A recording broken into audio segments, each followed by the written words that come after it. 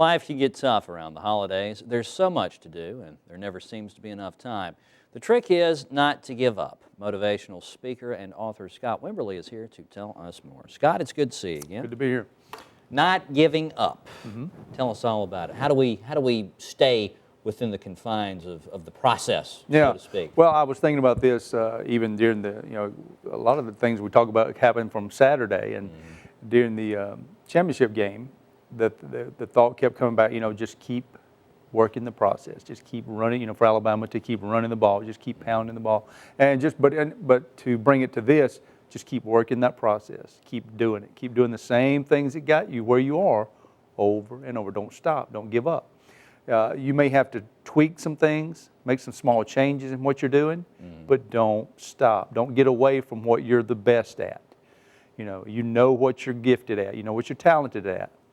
Keep working your process. But this time of the year, we're getting close to the end of the year, people start looking back where I was in January when I made all those resolutions, right. If I can remember them. And, and now they're like, what did I do this year? What have I accomplished? Where am I at? Well, don't worry, that's looking at the scoreboard. We don't look at the score. Keep working your process. Just keep doing what you're doing. Even my wife and I were discussing some things with our daughter this morning, who is 9. And I even told her, I said, as parents, let's just keep working our process. And of course, she's ready to, pull my hair out. But, and that's the truth. Even with parenting, if you're a single parent or parents together, husband and wife with your parent, keep working your process. Just keep doing it. Keep planting grass. Don't pull the weeds.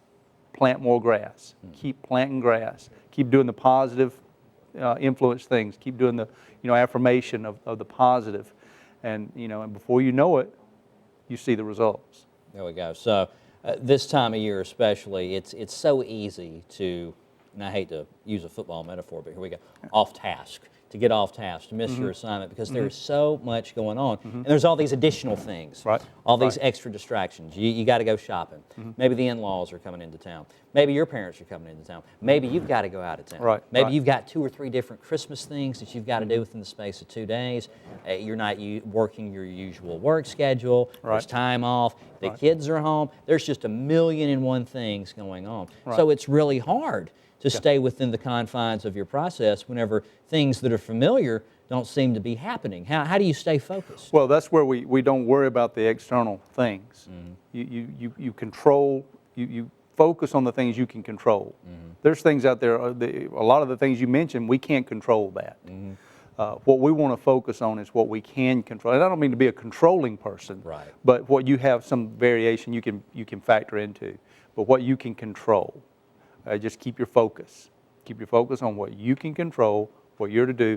Keep working your process. And I guess the wisdom comes from distinguishing what you can control and what you can't control. Because what people tend to get caught up on and get really burned out by and depressed over are the things that they can't control. Can't control a thing. And you get distracted, and we've talked on here before about keeping your focus. Stay focused on what you're supposed to do, not what everybody else is doing, what your task is.